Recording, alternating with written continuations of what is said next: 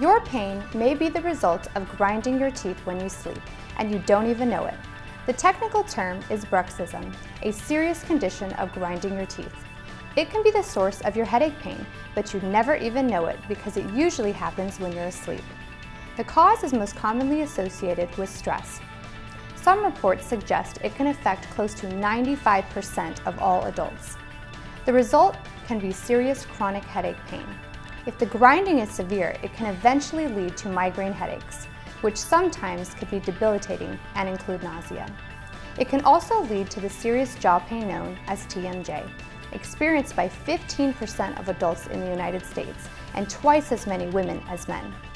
Treating the pain of teeth grinding requires sophisticated and diverse approaches provided through a multidisciplinary or integrative pain management center. It's one of the many conditions we're experienced at treating at Pain Stop clinics. Bruxism is a serious condition. It can be treated and should not be ignored.